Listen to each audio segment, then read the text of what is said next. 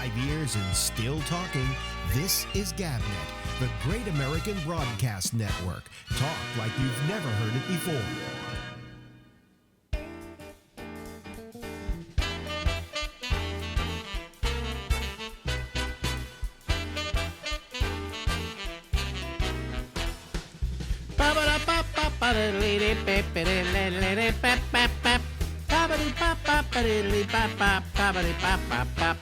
Hey, everybody, from the most infected city in America, it's the Ramble with Alex Bennett. We go until midnight tonight. All right, in spite of the coronavirus and everything else, we always call this person in advance because when he picks up, it's always funny. Okay. There you go. Ringing. It's ringing. It's ringing. We now return to Lust for Life, the Vincent Van Gogh story starring Kirk Douglas. This painting needs more green.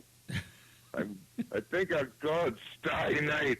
Someday some asshole's going to write a song about it.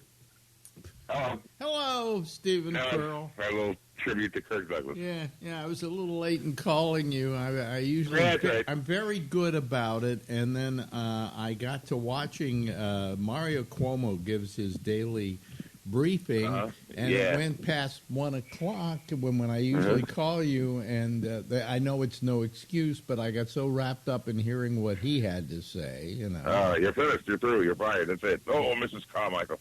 Well, yeah, you got to see what's going on first before we have the fun. Yeah. So how's everything out there in Vegas? How's your infection rate going? I haven't seen anyone. I haven't seen anyone who's like coughing up little satellites or anything. So I don't know. I've been inside. I go out to go to the store. I come back, and I get loaded all day. I smoke and drink coffee. So that's it. Yeah. So I don't know what's going on. Well, you're kind of by yourself, right? So you're me and the cats, brother. Now, are they telling you to stay in place in No, Las Vegas? we're not grounded. We're not grounded. So, and I've been to the store without a mask, and nobody screams or anything. So, because I don't even know where to get one. So, but it's what it is. It's deserted. You go down the strip, all the windows are dark on the hotels and everything. It's crazy. The hotels, like everywhere else. The hotels are all closed, right? Yeah, everything's closed. Even if they weren't closed, how could people get to them? Because all the airlines are kind of like nobody wants to fly on an airplane. You know? Yeah, it's just crazy. It's crazy out there. So.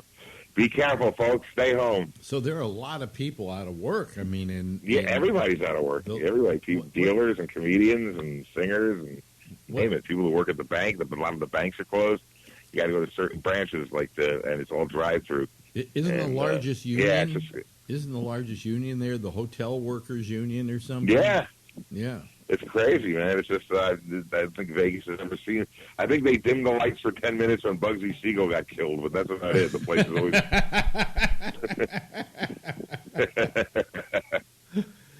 Oh, boy. Oh, man. That reminds me when Phil Spector killed that girl, the police found the bullet in a wall of sound. Yeah. I mean, it's like this is like this is a clusterfuck. It really is. It's amazing. I've never seen anything like this ever, and I don't know. I don't want to get this thing, so I'm staying in. There's nowhere to go. I see friends like once a week. I go to a friend's house for dinner once a week just so we can have some human contact, and so far everything's good. So we shall see. I'm 80 years old, and I've seen nothing like this in my lifetime. Yeah. I can't you've been around longer than me. Yeah, I've been through a few blackouts in New York City. I wasn't here for 9/11, but I can only imagine.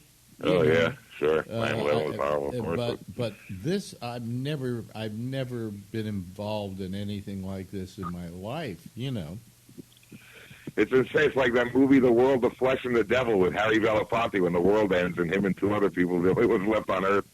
And I think they cleared out New York to film this. It's like what it is now. Harry Belafonte on the street, nobody else. I mentioned that film the other night on my program because I saw it. They were running it on Turner Classic Movies. It is, it's one of the racially perfect pictures, because because he's black and she's white and he's a racist. Then there's the only three people left in the world. Yep. Crazy movie. And they did empty out some streets. How they did it, I remember the story.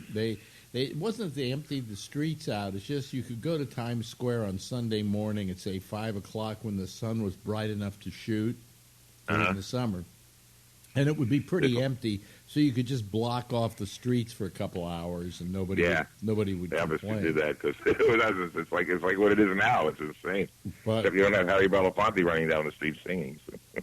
Well, that's a saving grace for all of us. But anyway, but it's so it must be just eerie to see no lights on the Strip. It's weird. The hotel lights are still on. There's like the signs, this tower, the Trump Tower or whatever, the Mandalay or whatever.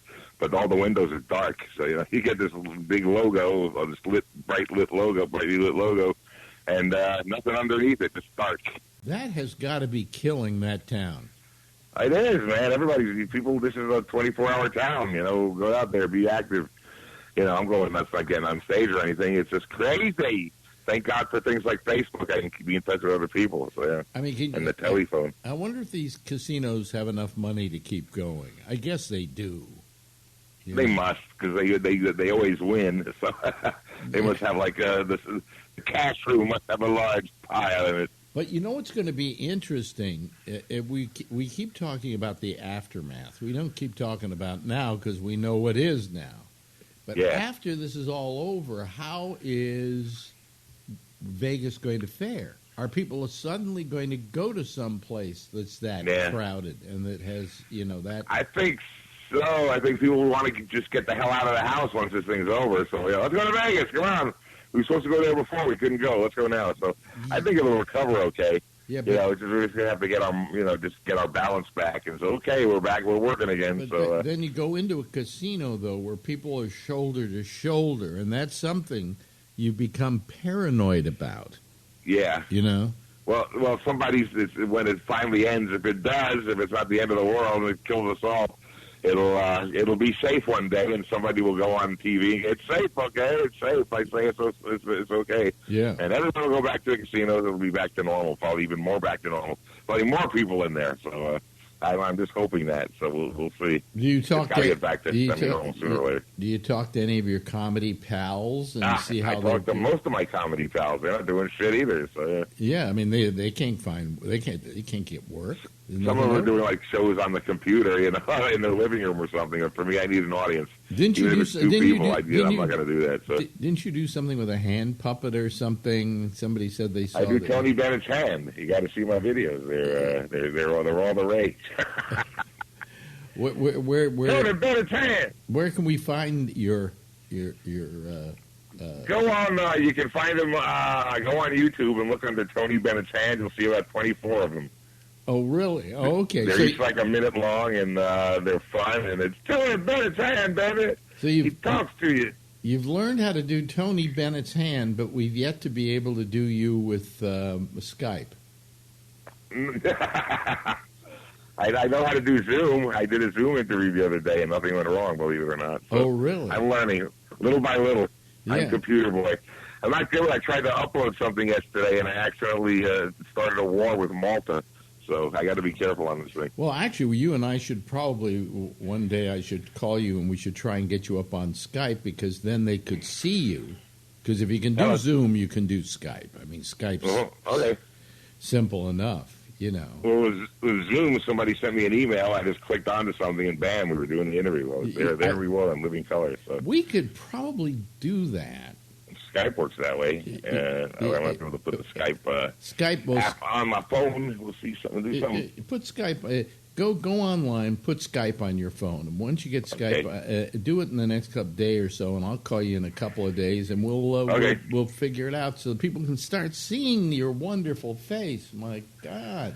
Oh, my wonderful ageless face. I mean, the other person I talk to is Bubbles, but of course Bubbles will never ever. No. It's almost become, it's down to a point now where he won't get into technology because if he did, it would ruin his act.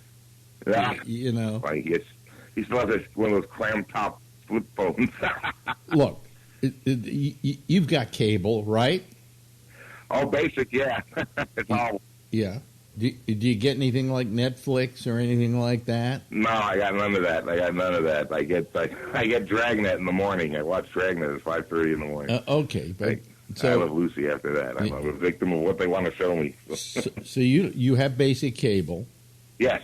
So yes, I do. yeah, but other than that, you don't have any way to watch tons and tons of movies or anything like that. There's got to be some way, but I don't know what it is, and I don't care at the moment because I usually don't have the attention span to sit through a whole movie, and there's absolutely nothing out now that I want to see, so it doesn't really matter to me. Yeah. Oh, wow. Yeah, I'm just old school. I'd rather watch a Leave It to Beaver rerun and not have to think about anything. Oh. Yeah, well, I'm getting, I have all this stuff. I have Netflix, and I've got Hulu, and I've got Disney, and I've got all the things you could have, right? Yeah, everything. I'm getting so sick of watching that crap. I'm getting so sick of watching that crap. I've finally just gone to my PBS app, and I'm watching the entire series of baseball, which I never watched originally. So, that's good. So I'm watching. I can watch that. Anything by Ken Burns I could watch or anything like that. But you get sick of everything. You can have everything, and you get sick of that. So Yeah, I mean, and I've got a big enough apartment here that I have the room to move around, and I'm getting to feel cabin fever. I'm really starting Everyone's to get. Getting that. So I'm starting to take get, a walk around the block or something. Put your mask on. I don't know if they'll let you do that in New York. But and you see where you are, you say you can go to the supermarket. You know, nobody's wearing masks. Everybody's kind of there's no lockdown or whatever. Yeah, we have a lockdown in New York, and now the governor just passed a thing where he's signing an executive order that if you're out on the street, you better be wearing a mask. Oh, God. It's insane. Some guy was dragged off a bus in Philadelphia for not wearing a mask. Wouldn't it be funny if crazy shit. Here's a funny bit. It's the time of coronavirus, and he says you got to wear a mask. And now the Lone Ranger is out there. But they say, sorry, wrong mask. Oh, God, you got to have a certain mask now. Wonderful. You got to have a certain mask. But then I'll look like a bandit. Well, Yes, the Cavendish boys. Give them all the money. The Cavendish boys were socially correct. Yeah, yeah, right. Too funny. Right. Crazy shit. You live long enough, you see everything, I tell you what. Yeah. And I mean, I just had this, this seed implant for my prostate cancer thing. And well, I mean, it was fine, but I got it just before this thing hit, and I'm lucky I got it because if I had to get it now, I couldn't. Oh yeah, it's all in the timing. So you did okay. Yeah, so I got, the only thing I can't get is tested for it, to make sure everything was right and, everything's working and as it should. But, they said, we'd like you to come down to the hospital and do a CAT scan, a CT scan, just to make sure that all the things are in place and everything. They say it's not diagnostic, it's just for our own records. And I'm thinking, I said to him, are you crazy? I'm not going to Mount Sinai. Oh, yeah. It's crazy, man. It's like a breeding ground for these things. So. You're a petri dish. And then they said, well, can you at least go to a lab? He said, we can hold off on that for 3 months. Can you go to a lab and get your blood drawn so we can see what your PSA is? And I thought about it, and I went, another petri dish, not going over there either. And they said, okay, well, you can hold off. Don't see any doctor unless you absolutely have to right now. You can I cancel 2 routine appointments because I don't want to be sitting in an office with people who have this thing. I'm sorry. No, I can't. Mount Sinai Hospital? Come on. I'm not going within a 5-mile radius of that place. Where old Jews go to die. No, thank you. But what they did tell me was, no, it isn't that we don't have an operating room to do that procedure, and we do. We just don't have the radioactive seeds. They're not available. Exactly. And I can't understand why they're not available, but they're not available. So we go through all this kind of crap, you know? Yeah. And it's amazing. But so you're surviving. Still breathing. Still got the cats. They keep me from going too crazy. They entertain me. So it's me and the babies just sitting here and going out once in a while for whatever, and then coming back. Yeah.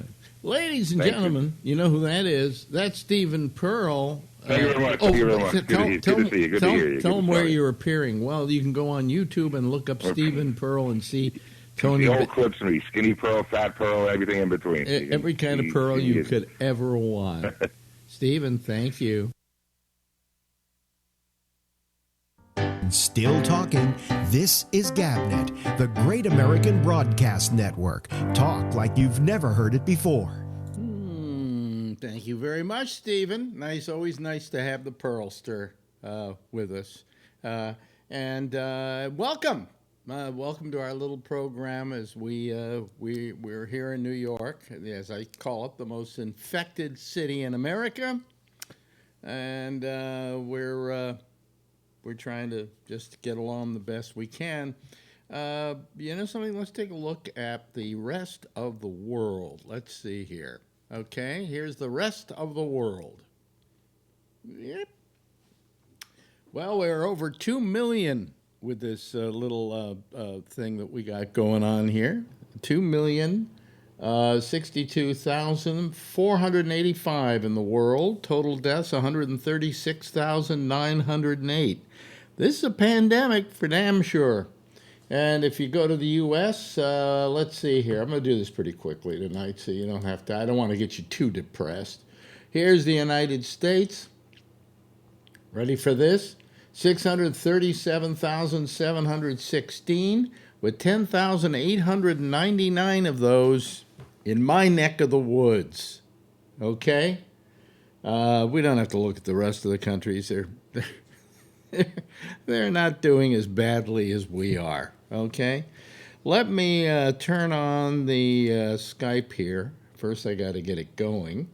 And then we will, let me see here. Let me see here. All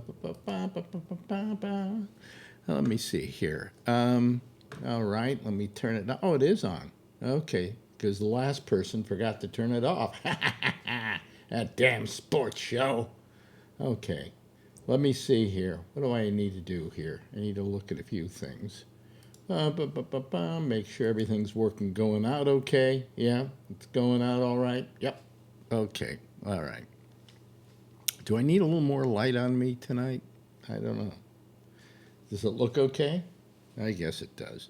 Anyway, let's wait and see if anybody calls me. We're waiting for people to call. I guess nobody calling? I know we're going out there tonight because I can see that the picture is going out there tonight. So we're just waiting for people to call. Oh, here we go. Here comes Brian Neary. Boy, 3 nights in a row for Brian. I'm so happy about that because we like Brian. He's smart. Let me see here. Turn on your camera. There we go. But there's a reason why your camera is blank. It's like you've got to. Let me see here. Brian, are you there? Oh, there you go. There you go. Okay, now we can go to Brian, and there is Charlie Wallace, and let's see here. Phil Meyer. Wait, somebody's got their speaker on. Somebody's got their speaker going. I can hear me briefly in the background there. Okay, I don't know who it is. I can't figure it out, but we'll worry about that in a second. Hold on a second. Let me get Phil in there. Okay, let's see here. Jeff Zeller is calling, so I got him here. Let me see here. Put him in 4th place. We go, there we go. And I think that'll be it for him. There we go. There we go. There are the people we got so far. Okay. All right. Okay. We're rolling. Hi. How are you all this evening? Huh? Coronavirus free. Wonderful. What? Coronavirus free. Coronavirus. Well, so far, I mean, wouldn't it be funny with the kind of work you do, Brian, if all of a sudden you came down with it? So yeah, a funny story is we're ramping up. We're running all our machines, even manual machines, 24/7. So we're looking for like 200 associates. So we have a LinkedIn blast, and I'm running the headcount expansion project for this period right now. Mm-hmm. And so marketing came to me, Marcom, and they came with the advertisement for LinkedIn. And there's a lady that's holding the cartridge like this, and it's just a normal label. It didn't say coronavirus, and it says operations is hiring. We've only had 2 people test positive for coronavirus, and the lady who's gowned up showing the cartridge was one of them. Now, explain to the audience once again what it is your company does, because you're essential to. Yeah, infectious disease detection. And not infectious disease getting, it's infectious disease detection. Yes. Yes. So we just detect. Yeah, we started 2001 after 9/11 with the anthrax scare. We were doing biothreat for anthrax, and Northrop Grumman, we paired up with them. So all the post office detect for the anthrax, and we're a big part of that. Now, anthrax is a pretty old disease. I mean, that goes back centuries, doesn't It's it? a poison, isn't it? Yeah. So what happens is Northrop Grumman has this big machine. It's like the size of a copier, high volume copier. Yeah. And when the mail goes through, it sort of squeezes the mail a little bit, and it creates like a little air tornado. And we take air samples every half hour. Oh, all the major hubs. Wow. Yeah. Wow. How much have you actually ever found anthrax in all of that? No, and we do very, very good testing on this, and we've done about 14 or 15 million cartridges with no false positives. Yeah. How do you know it works if you haven't found any? Yeah, because we use positive and negative controls off every group, every lot that we build. Mm-hmm. Yeah. We really over-test our stuff. I do the tours for people like Johns Hopkins University. I do for Stanford, all these really big people that have like all articles read and everything. A lot of quality people, and they really say we over-test stuff, but we're very sensitive to that. Now, let me ask you a question. You've been through SARS, right? Yeah. What else? Yeah. Anthrax? Ebola, Zika, everything. Yeah. Okay. Compared to what we have going on now, which one's the worst? No, this one, number one. Really? Yeah. It may sound bad, but, for our company, you want a little bit of this and a little bit of that. Yeah. Yeah. I don't know how else to say it, but yeah, it's sort of bizarre work. Yeah. Oh, it is bizarre work. But, I mean, this one is the worst you've seen, you say. 100%. The SARS was very bad. We had just started a new product to do that. And so in September 2009 till January, we had to run we had to run 2 12-hour shifts to do all this stuff manually because we didn't have machines set up yet. Yeah. So that was pretty bad, but not like this. This is like, right. This is really, yeah. Charlie? Yeah, I just wanted to mention that right now, coronavirus is the #1 cause of death in the United States. None of those other diseases came anywhere close to that. Not cancer, not... No, I'm talking about none of the, not SARS, not... Oh, I see. Okay, because they never came close to being the #1 cause of death at that time, man. This is the #1 cause of death by far. But in the United States today. When you're talking in terms of a disease like this, well, we're talking. We say how many people die of heart attacks every year. I would say 2,000 people a day. Oh, really? This is 2,000 people a day die from coronavirus. If you measure it over a year, though, it's not. Well, that's what I'm saying right now. Oh, well, that relieves me, Phil. That makes me feel real good. I'm at ground zero here. You know, I mean, this is, now. I mean, there's a reason. There are several reasons why we're number one. We're number one, is because obviously we're a city with 8 million people in it to begin with. That's for starters. Of the world. And it's also the way we're compacted into this small space. Yes, Phil. I saw a chart that showed the areas of New York City that had the most cases. Now, this was at least 2 weeks ago, but Harlem had the most cases. Yeah, I would say that's true. And I'd say that's because it is hitting black people disproportionately to anyone else. And of course, who lives in this neighborhood but black people? And a lot of that has to do with obesity. Obesity is considered the number one. What do they call it? What? Risk factor. Risk factor out there. It's the number one. Number two is, what was the second one? Diabetes. Diabetes. Yeah. And so, Phil, you're a dead man. Yeah, you know, it's like I got it all. You know, hey, ladies, I got it all. Yeah. You got the trifecta there. But that I would have imagined when you said that, Phil, that it would have been Harlem of all the areas in New York. A couple of other reasons too. I mean, but basically, I think, what did I hear, that white people amount to 35% in New York City, and the rest is Hispanic and black. So, you know, that's the way it is, you know. And if I die, I'll be another one from Harlem. So the Admiral, is he the Surgeon General? It's a black guy that's a Navy Admiral. I guess he had made a statement. I don't know, because the Surgeon General always wears some kind of costume now. Well, yeah, but this guy's a real admiral. Remember the guy we had with the strange beard? Remember him? Not Bork. No, Bork was not the Surgeon General. Yeah, but it was like a Bork. He wore the uniform. Yeah.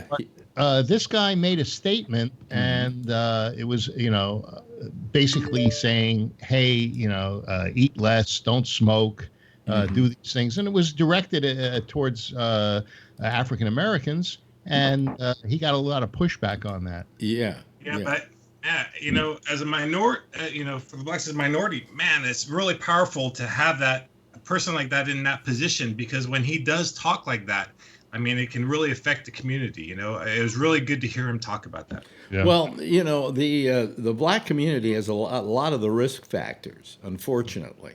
And it's a little too late for this guy to get out there and say, hey, brothers and sisters, you got to change your diet. You got to do this about your health. You got to see a doctor more often. Am I right, Charlie? But blacks also have a propensity to not wanting to go see doctors. Yeah. Well, you can imagine why, with all the experiments and stuff that have been performed on us. Yes, I guess. But I think another not trust the medical system. I think another reason is because of the poverty in that community that makes them not want to go to a doctor, because they're afraid of the bill. Yeah. And we have to have a system out there where nobody should be afraid to go to a doctor for fear that it's going to drive him broke. That's all I'm saying, And I know what you're going to say, Phil. Anybody can. There's a lot of places you can go to get good medicine and so on for free, but they don't think that, and that's not the point. They don't think that, and they don't believe that. Hello there, Tony. How you doing? Have you got the virus yet? Actually, no. I mean, I'm feeling good. Yeah. But I mean, whatchamacallit, I haven't really gone out. I went to the post office, mailed some packages out, and I just have my mask on, and I go home then. I don't really do much. Not that I did anything anyway before this, but now it's giving me more of a chance to stay inside. But I mean, I'm actually... Yeah, but you're inside with your mother, for crying out loud. You got it. And she's crazy too. You know what she's saying? I mean, she wanted to go. I mean, a good way. She wanted to go. I want to go to the supermarket with you. I says, Ma, you can't go. So you know what she does? When we're shopping, she knows how to use the Alexa. So she says, Alexa, call Anthony. She doesn't call me Tony. So my phone will ring. So we're down the aisles. Don't forget to buy me Fig Newtons, and don't forget the. Oh my God! So she's like, have you told her this? That do you have the Alexa app on your phone? I do, but she can call me. She can call the. All she has to do is when she wants something, she can just say, "Put Fig Newtons on the shopping list." Oh, she would never understand. And then that's how we do it. We got this whole shopping list. By the time Marjorie winds up going down to the store, she's got a load of stuff to bring back, I got a funny story for you. When I'm in here on the computer, she doesn't know how to handle. Like, she just started to learn how to do the Alexa thing with her voice.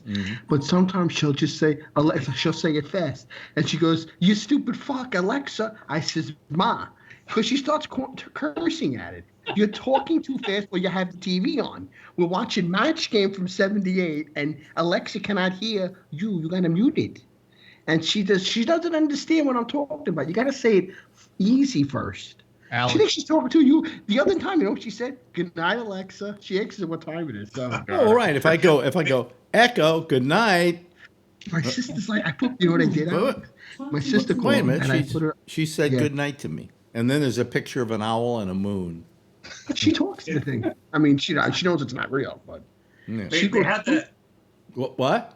Oh, I was just saying they had that video when Alexa first came out. That old Italian lady, the Italian mother, who was arguing with it.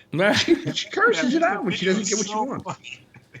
I was like, "Mom, I sneak in and says, what are you doing?" She's not listening. This fucking thing. I says, "The bad words over here." I says, "Come on." I said, "Well, you're not saying it right." Yeah. First, we got to mute the TV because it's confusing it. Yeah. You know what we watch now in the afternoon? Match Game. With Richard Dawson and then.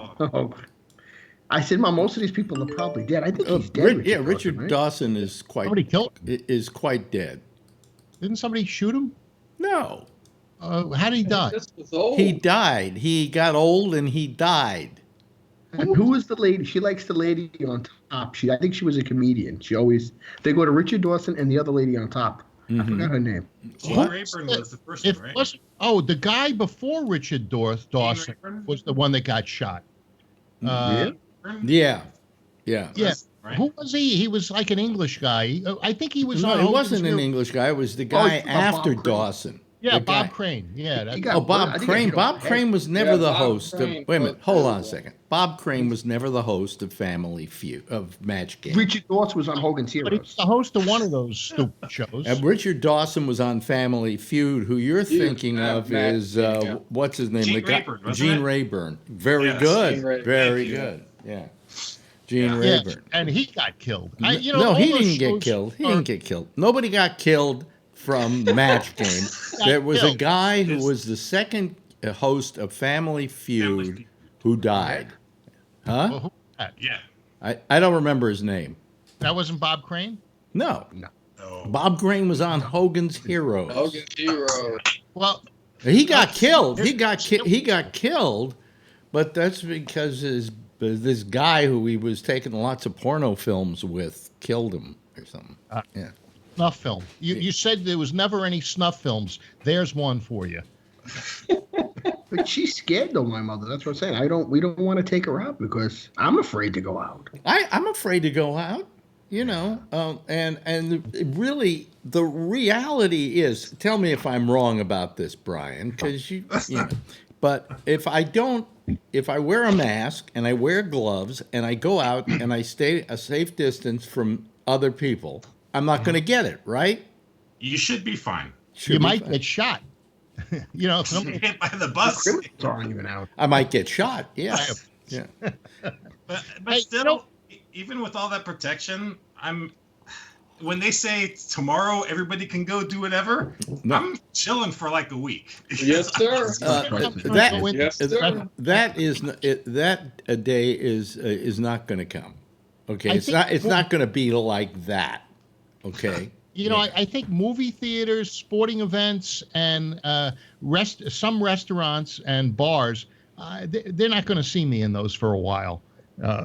You know, I just don't. I don't think that they say that if the restaurants open up, when they open up, okay, what's going to happen is, and what's going to be the way in which they're going to do stuff, is that they're going to have to do it in a where you come into the place and they actually will take your temperature. Oh my God! Rectally? We've just been joined, ladies and gentlemen, by Rob Alfano. He's the one who if said, that's the case, I might like to go. rectally. No, they'll take your temperature. They get one of those little things they put up to your forehead, and they figure it out. And the tables will be further apart, and the menus will be disposable menus. You know, Really? well, I already got that the last time I went into a restaurant, which was the Harlem Tavern up here, just before they closed everything down. They said usually we have the plastic menus, but we have paper because when you're through using them, we dispose of them. So I thought most of the restaurants you went to didn't even have menus. It was whatever was on the tablecloth. Well, there wasn't even a tablecloth. is there a joke in there somewhere? Can we? Yeah, should we? yeah, there is. We wait for it. Geez. Yeah, on your back. I see. Okay, but I've been grossed out by restaurant menus for a long time. I touch these things and now I'm going to eat. Yeah. Everybody's grubby paws are all over them. Everybody's touching. do you, I used to hate those soda fountains when they used to be able to score. well, let's see here. What a thing. You know, people think that bathrooms are dirty. Bathrooms are probably cleaner than a lot of things. You know what's dirtier in a bathroom than the toilet? The The sink. No, the handle to the door. Yes. Yes.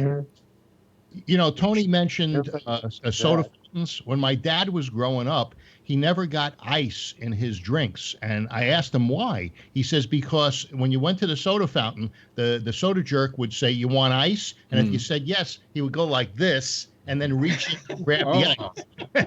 They say that those ice machines are loaded with bacteria. Yeah, that skeeves me out. Ice.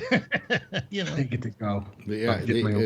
But I mean, what else I hear? I hear your iPhone is loaded with bacteria. Oh, it's unbelievable. yeah. You take it everywhere you go. And then you put it right up to your mouth when you talk to it.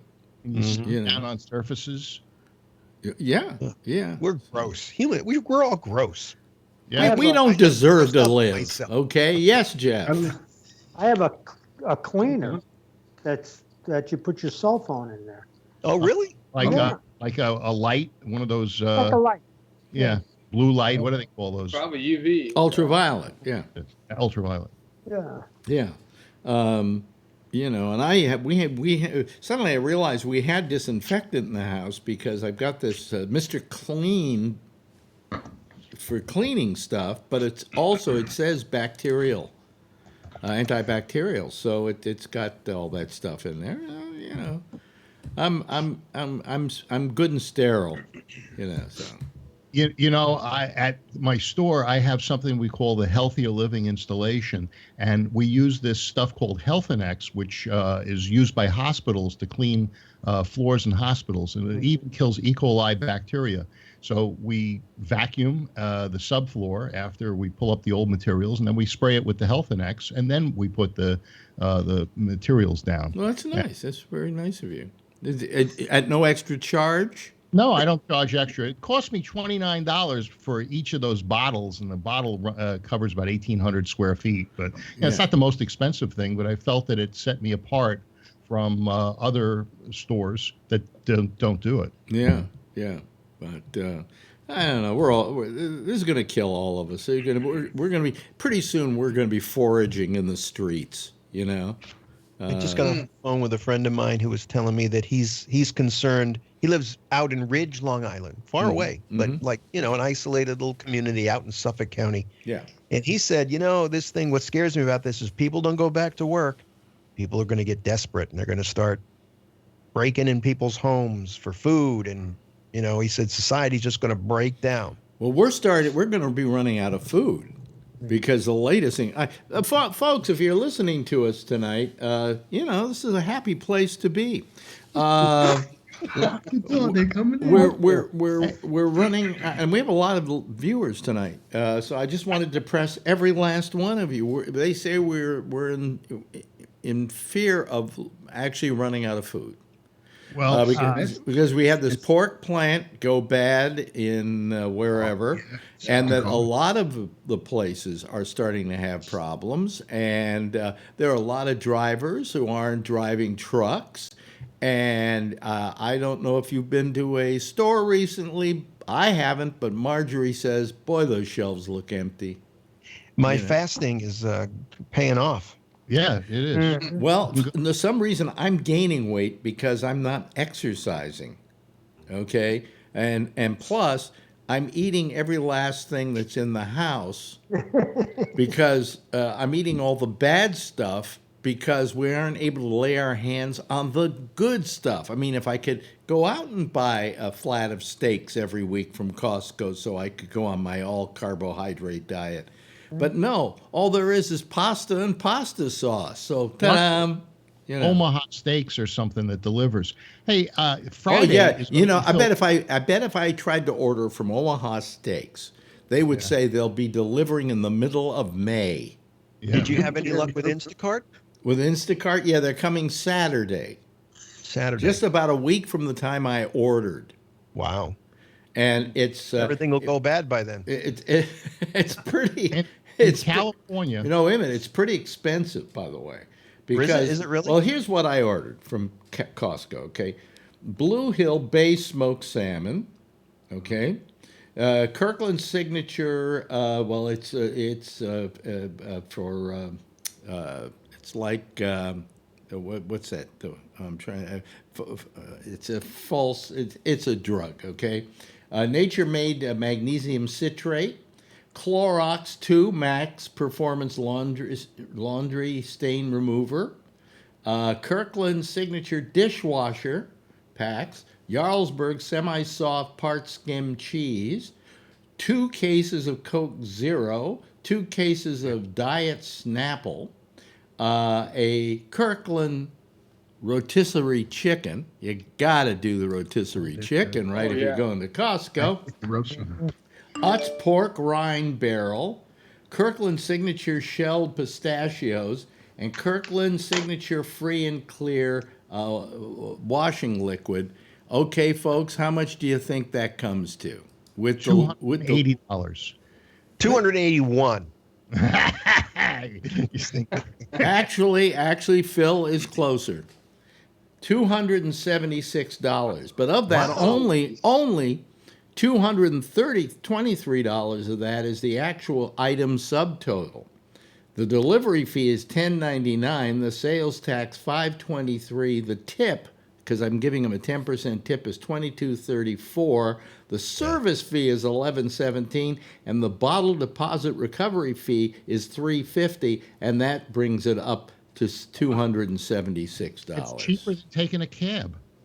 What do you mean it's cheaper than taking a cab? $50 round trip for you, and you got to schlep into the store. It cost me $20 for a cab both ways. Yeah, each 10 each way. Yeah. Hey, Friday's going to be Phil free because California has closed down all the gun stores. They said that they're not essential. Bars are essential, but and not bars. So what are you going to do? Shoot yourself? What?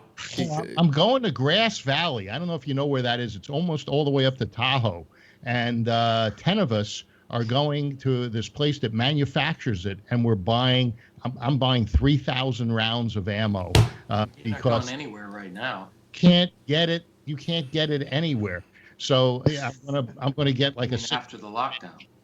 Yeah, and so after all the food runs out, your girlfriend's going to say to you, "So what food do we have in the house we can eat?" And you say, 3,000 rounds of bullets. Yeah, how much does that cost? $40 a thousand at this place, but I've been paying a lot more than that and buying very small quantities wherever I could get it because it's just not available anywhere. By the way, don't try to find Grass Valley. How was that? Well, because I've been to Grass Valley, and every time I've been there, anytime you try and find a sign saying Grass Valley, it's impossible to find because somebody has crossed out the G and the R.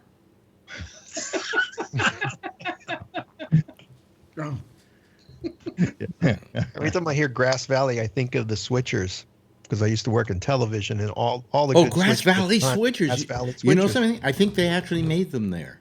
Yes, they did. Yeah, Grass Valley, California. They make mold up there too. So, So go Auburn and go north. So you can't go during the day and come back for the show. Not that we want you here. It's 3 hours each way. With bullets, you could drive 6 hours. You're driving that far for bullets, Phil? I can't shoot on Sundays if I don't have bullets. You're out of bullets? Yeah, well, I got 200, but you know, but I've been going down to San Jose, and a friend of mine goes to this gun store in San Jose where the guy will sell him even though he's closed, and then I just reimburse him. I remember what Elmer Fudd once saying, "No more bullets." Yeah. Bullets. Yeah. I don't have any more bullets. So it's going to be tough. Yeah. I don't know. No, it's going to be very easy on us, Phil. Yeah. Okay. You can't buy bullets on Thursday? Hey, I'm going to say what my father always used to say. Where are you going? And I would say Grass Valley. And he would say, when are you going? And I'm saying Friday. And he'd say, why can't you go now? Yeah. There's going to be 10 of us going up, and we have 1 hour to make our purchases. You have to register. What is Bree doing? Because Bree, when you move the camera like that, it distracts from the discussion. It really does. There we go. Okay. You going in the same car? You going in the van together? No, my car is so comfortable. I'd rather drive up, by myself. I mean, if somebody wants to go with me, I'll take somebody. But for the most part, they were going to take a couple of cars, and my seats are just the most comfortable seats. And I'd rather actually sit in the seat in my car than anywhere else. Mm-hmm. Yeah. I got the urban seats, and we'll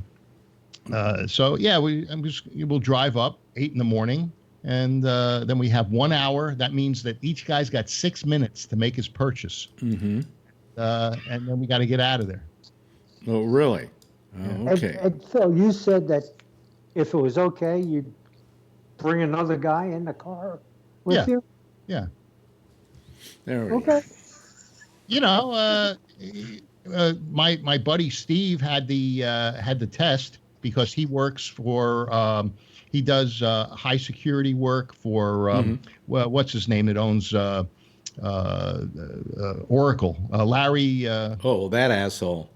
Yeah. Well, anyway, he's on his protective thing. He goes all over the world with them doing. Okay. So we're very impressed by him. Now, you on the test? Huh? Yeah. How do you? So when did he have the test? Last week. Oh, okay. How do you know he hasn't met up with somebody since then who's got the virus and gave it to him? I don't know. He went to India like a week and a half ago. Oh well, No problem. Huh? Well, came back. They gave him the test. Yeah. And then how do you know where he's been since then? Well, he's been this whole idea of tell me if I'm wrong when I say this, Brian. I'll defer to you on this, but just because somebody took a test last week doesn't mean he doesn't have it this week, right? Of course. Well, you take your shot. No, you don't. Why is he using up the test then? You got people sick need the test. He's using up the test because he goes close to Ellison and all these other people, and it's the government that actually says that he has to, that group has to travel. The government? Ellison isn't a member of the government. Oh, but it's the. Yes, he's one of the 1%ers. Agency deals with that kind of stuff, high profile security. Yeah. Like Charlie said. What's that? Yeah. Charlie said 1%. One of the 1%ers. Yeah. Okay. Enough of knowing about your impressive friends. How are you doing, Patrick? I'm alive.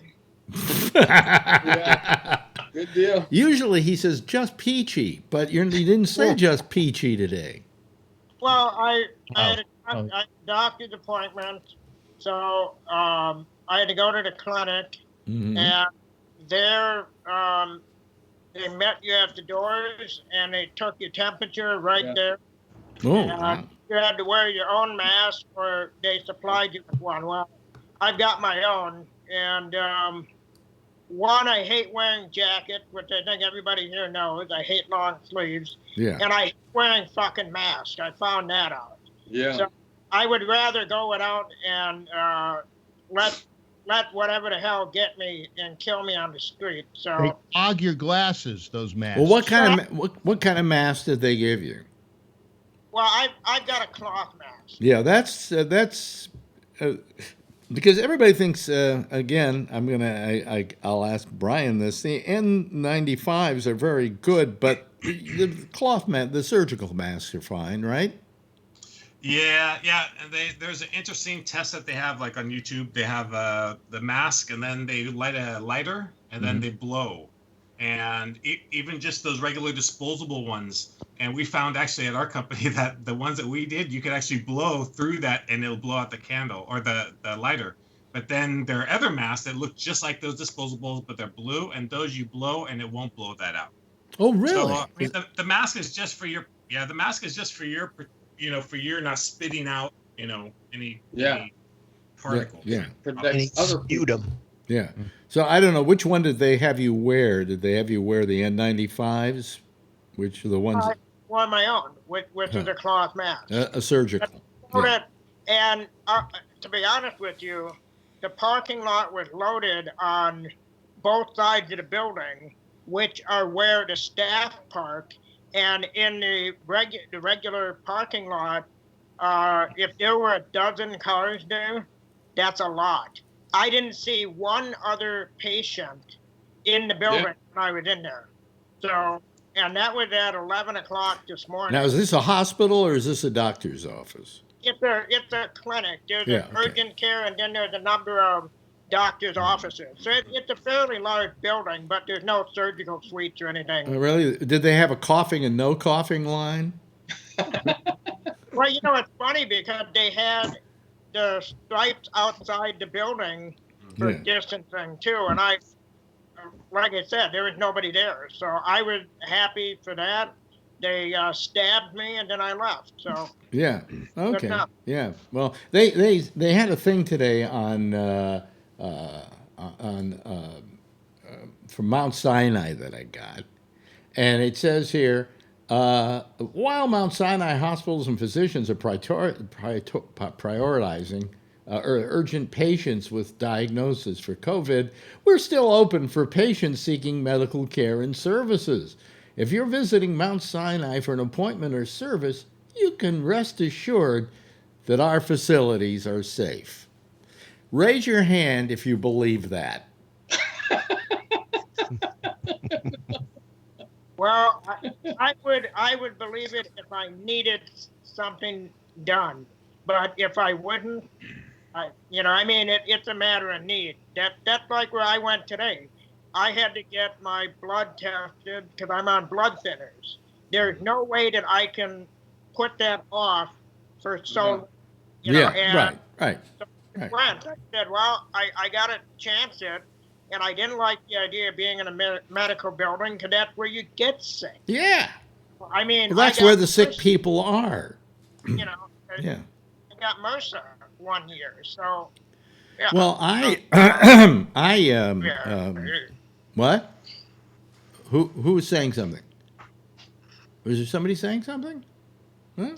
Oh, okay. I was coughing and then I heard somebody say something. I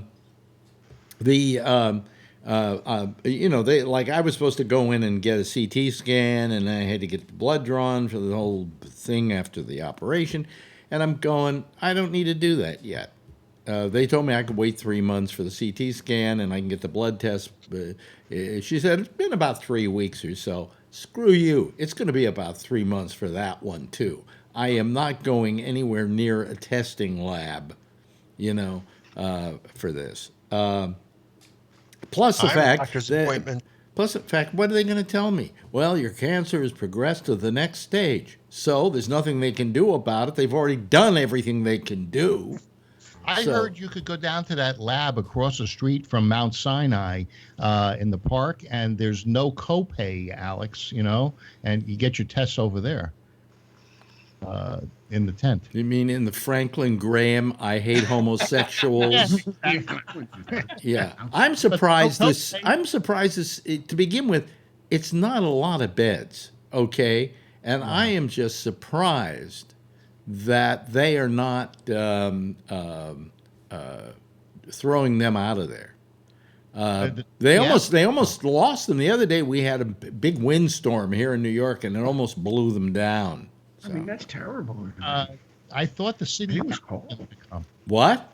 I thought the city, de Blasio, asked them to come. No. He just inflicts himself anywhere there's misery. Franklin Graham, yeah. And he has these little tents, and it says, Samaritan's Purse, and they got some beds in there, and they got some doctors who have sworn they hate homosexuals, that they disavow any kind of love of homosexuality.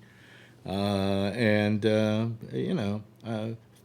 them. We got enough beds over at Mount Sinai. We don't need them. Okay, but you get to pay the copay, Really? Oh, okay.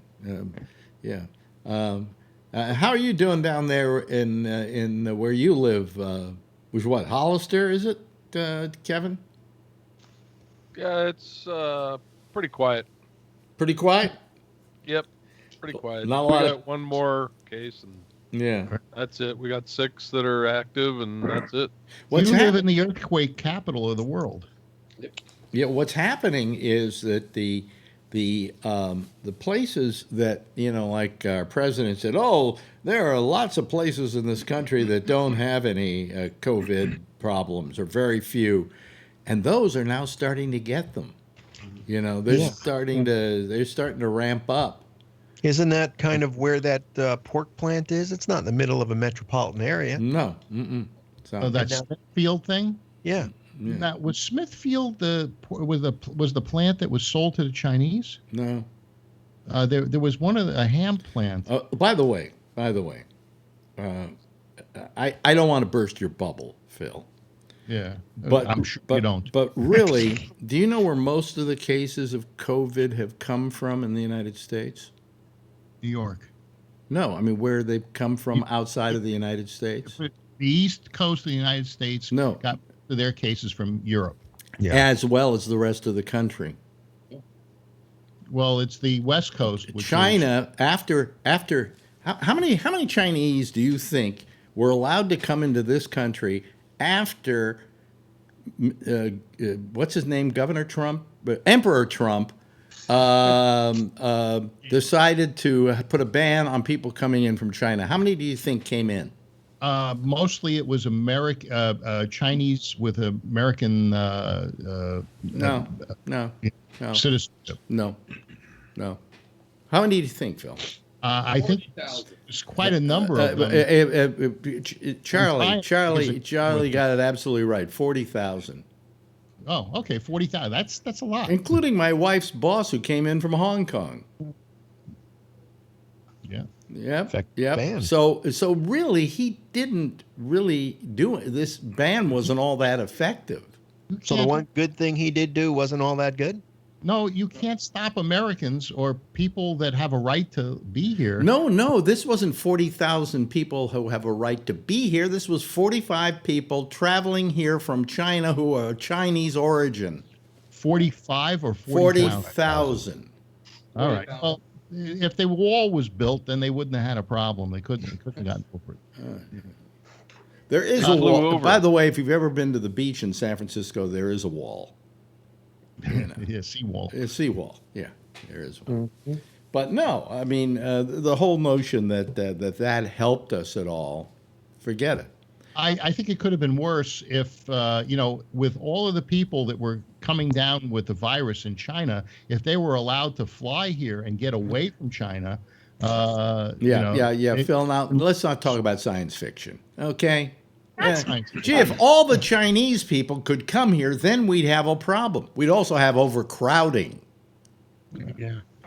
Well, hey, you knew that there was a virus killing people in your hometown of Wuhan. And you could afford to get on a plane and come to San Francisco and get away from it. Would you do it? I think you would. Well, apparently, most of the COVID virus that is in this country, they are able to. What is it, Brian? Is there some way they can figure out where it came from? Right? They're testing and so on where they can trace it.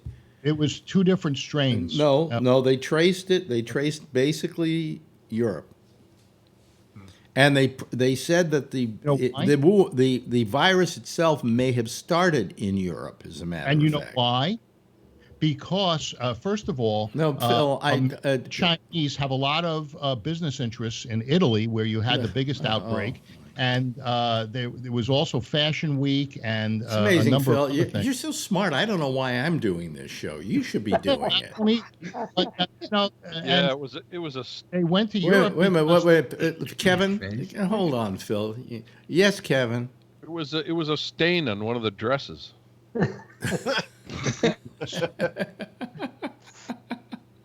So that's why there was a lot of travel from China to Europe, and that's why it spread there and then came over here, because they didn't close down Europe as soon as they closed down China.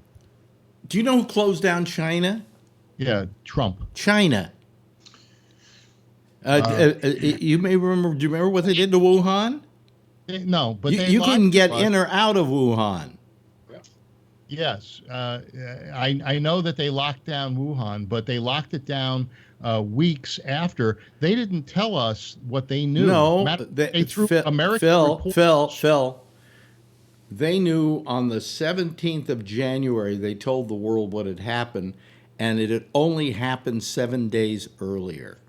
But they threw out American reporters, and they couldn't get in there. They couldn't report. They threw out a whole bunch of people. Phil, if you know that there's a hot area, are you going to let people into that area?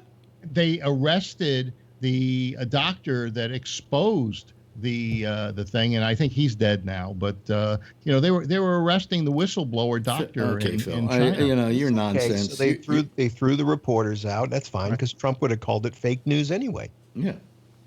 Well, and then they wouldn't let our investigators go in to see what was going on. Yeah. Okay, Phil. Well, yeah, you could say okay, Phil. Okay, Phil. No, really. I mean, you're the smartest guy in the room. We admit it. We all bow to your intelligence. And yes. I'm my sword. What? Oh, here, I'll do it again. Come feel the bite of my sword.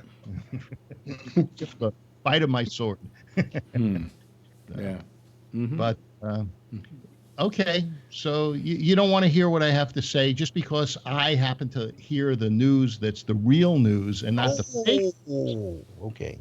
That's how and I happen to think. Most poop. Okay. All right. All right. That's nice. Anyway, so let's check in with the various people that are on this panel about your neck of the woods. How about your neck of the woods, Bree? What's happening there? I noticed when you showed out your window, nothing was happening in your neck of the woods.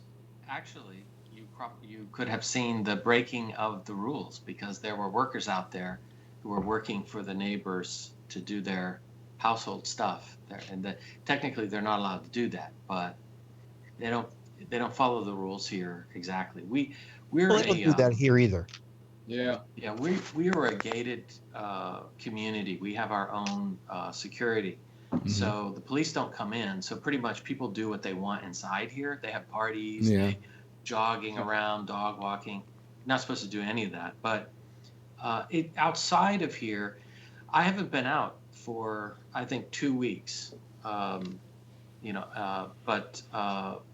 the video I get and the firsthand remarks are, it's kind of like Sunday morning every day, where it's just quiet. It's gotten to the point where I can't even remember what day it is anymore. Yeah.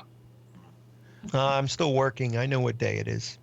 You do know because you've got a job and you got to do it. Marjorie, That's right. same way. She's got that. But then the other day she said to me, "What day is it?" We have this big clock in our bedroom, this big light up clock that says the day of the week, and she didn't even look over to see what day of the week it was. You know, I had payroll, so I know I what. could tell you, different people are reacting differently.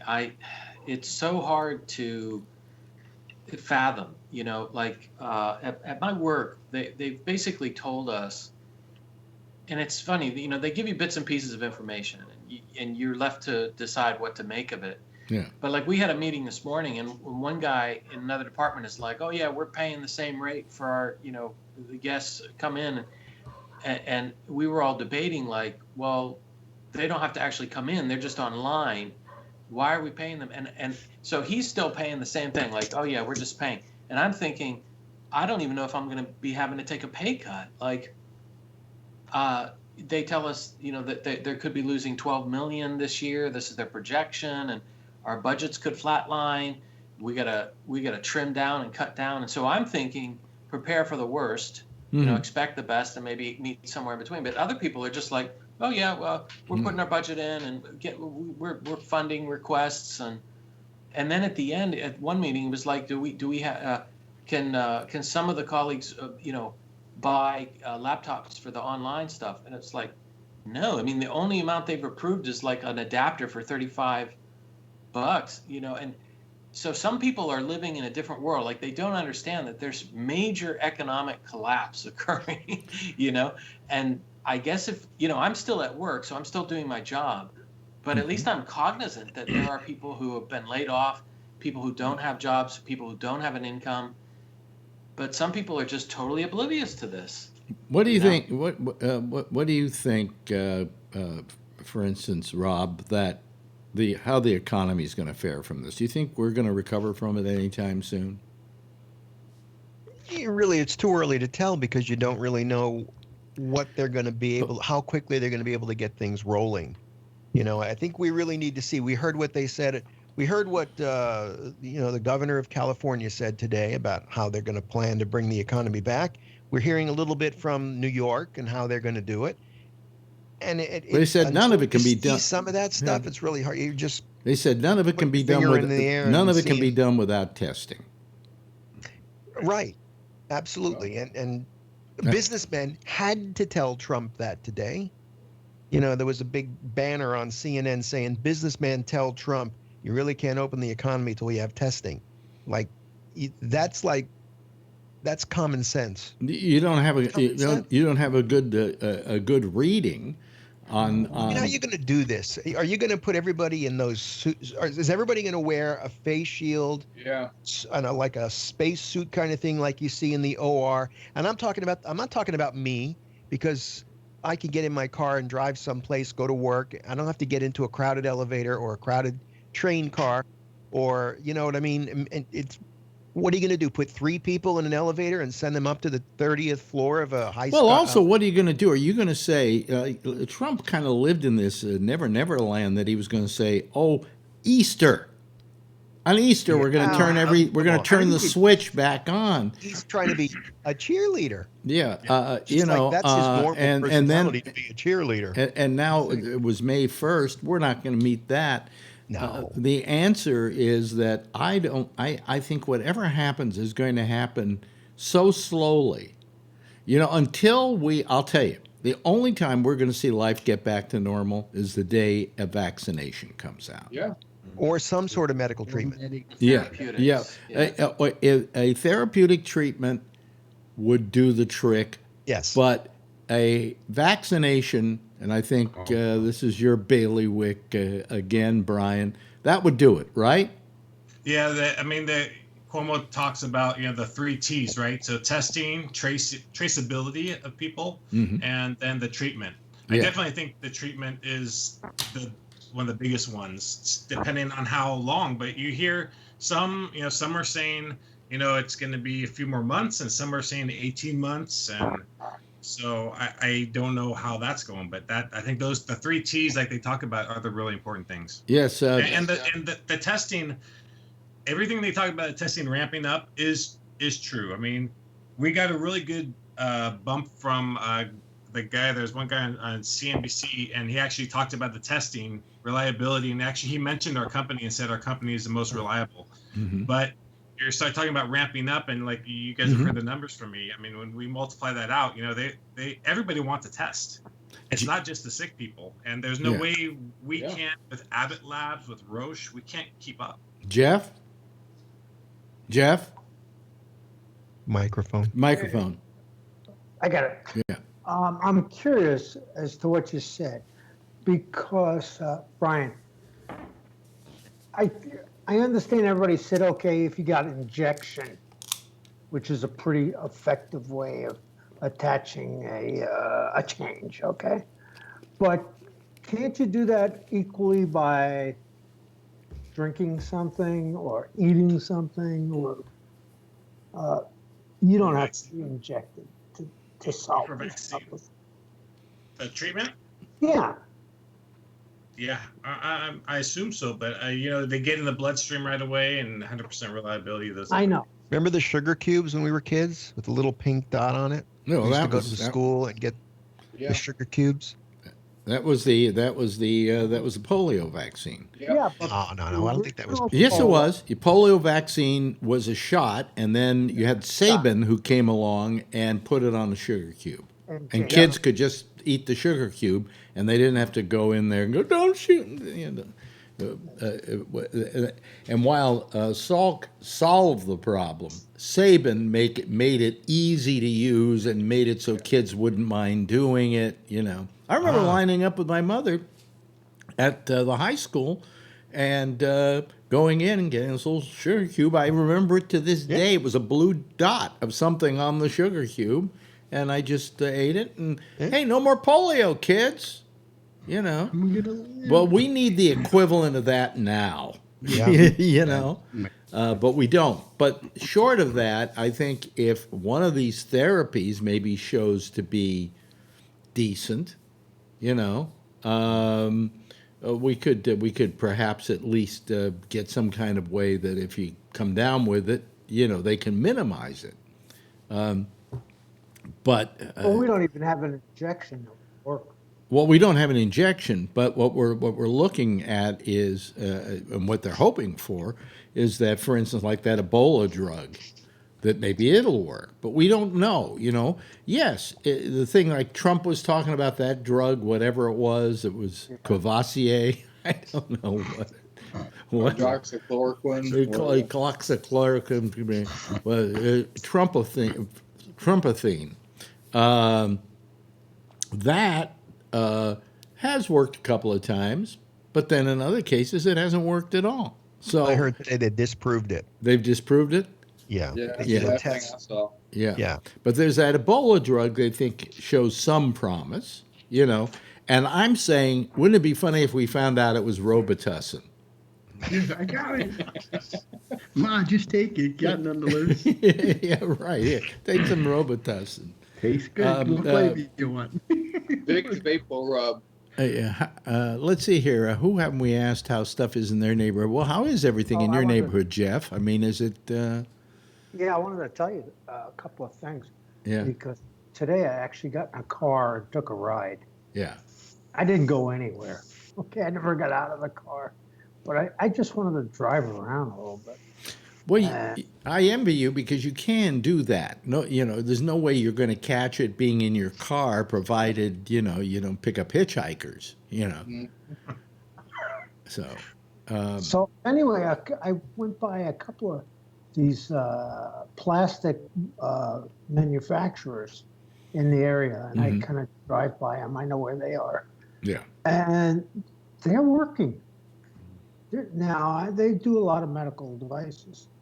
So maybe there's a real demand for what they're doing. But they had a lot of people in the office, and they're working. You could tell it. And it's a factory, really. The question is, you know, the point is that, you know, we know there's not going to be an on-off switch. Whatever's going to happen is going to happen gradually. It's going to happen where you might say, okay, well, you can go to restaurants, but they can't seat more than this many people, and they have to check your temperature when you come in, and they have to have disposable menus, and everybody has to wear a mask. I don't know how you eat with the mask on, but everybody has to wear. Maybe we can invent new masks with a hole in them or something. I don't know, but. All these various things will ramp up very slowly. But if tomorrow they just simply went, okay, it's okay to go outside now. Go tongue kiss everybody. It doesn't matter. Go lick the sidewalk. I think everybody would be a little hesitant to do it. I mean, I don't think if we're going to know exactly how to be social again comfortably. I don't know if we'll feel comfortable going to a football game or going to a movie theater. I think. I don't feel that way yes, now. Kevin. I mean, I didn't feel that way before. Kevin? Did anybody see what went on in Lansing today, Michigan? No. Oh, yes, the protest. The people who don't want to stay that was inside. kind of bizarre. Yeah. Well, okay, then everybody in Lansing, Michigan can die. Okay. Yeah, that was kind of bizarre. I mean, I know that she came down pretty hard. I mean, she's kind of overdone it, I guess. I don't know. She said that Whitman or she wasn't letting anybody out for paint or plants or anything, which I kind of understand, but I don't understand. These people were all pissed off, but it was freaking snowing out. Why would you want to go plant shit in the snow? I don't know, but these people were pretty pissed off. They were clogging up all the streets with trucks and shit, and then they were all conglomerating in front of the Capitol in the snow and the rain. I saw this one reporter who had his mask spitting all over each other, and yeah, well, it was pretty bizarre. This guy had this mask on. The reporter had his mask on, and this guy comes right up next to him. I mean, this close to him, and goes, "Yeah." Yeah, they were all talking to each other in the street and everything, and I'm going, makes no sense. Yeah. The guy's going, I can't even buy my can of paint, but I can't buy a flag, but the abortion clinic's open. What? They arrested 15 people in a synagogue because they're not allowing. They said that synagogues and churches and so forth are not essential, but liquor stores are. Between you and me, they never are. But it's just that now they're saying it's a constitutional issue that they're not being allowed to pray, and it's not a constitutional issue. Bill of Rights. Nobody's stopping you from praying. Go home, get down on your hands and knees, and pray. And while you're at it, kiss your ass goodbye. No, the Jews. My mom's really religious, and she watches church every Sunday at 8:30 on channel whatever, and she watches a damn church every 8:30, and she's about as religious as you can get, and she's, she puts herself up to the church, Yeah. Yeah. You seem rather pensive there, Rob. Were you thinking about something? No, while I'm listening, I'm just doing a little bit of work here. That's all. What work are you doing? It's not a very exciting topic. I'm going through the music in my library and changing the categories from changing the music categories around for my radio station. Boy, this thing is really getting to you, isn't it? You're getting close to going on the air. I don't really have a format, so now that I got that, I'm trying to tighten it up. Does your radio station have call letters? Huh? Do you have call letters? No, it's going to be called Retro Rocks. And Jeff is trying to. Yeah. I think what he's doing today is probably more of what I did yesterday. Really? It's pretty boring around here. I am finally started watching. I never watched Ken Burns' baseball, and I've started watching baseball. Because it's funny about me. I don't play baseball. I don't follow baseball. I don't listen to baseball, but I love the history of baseball. I love what it represents to America. There you go. Yep. Go A's. I was listening to Go Yankees.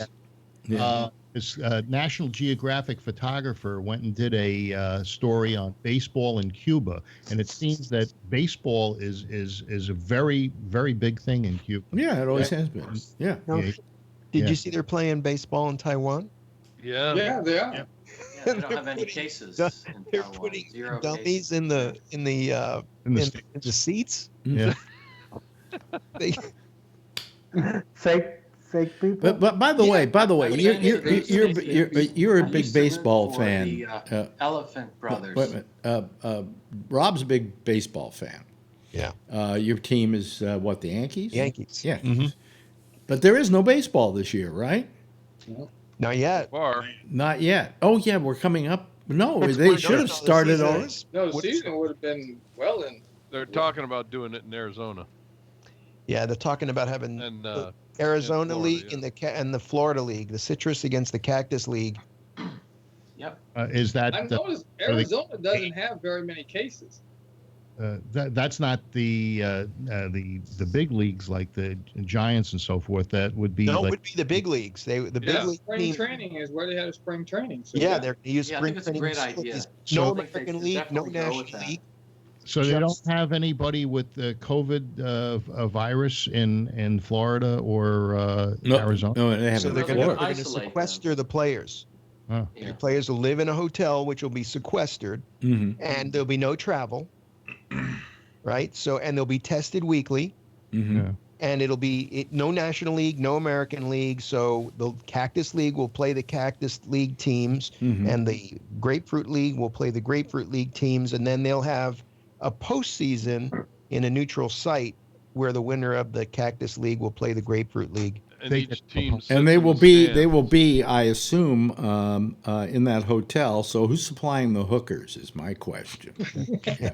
Yes, when did Brian. it get Brian had his announced? hand up. Brian had his hand Yeah, up. just and I know on our local radio station they were talking about that like last week or something. They've been talking, but man, basketball. Right when they had the one guy who tested positive, they just shut everything down.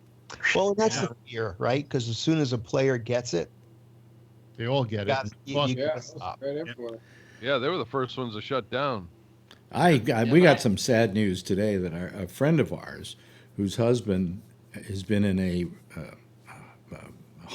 nursing home, because he has some real problems in later life, and it's sad, and we love them dearly. At the place where he's at, there have been 3 cases of COVID.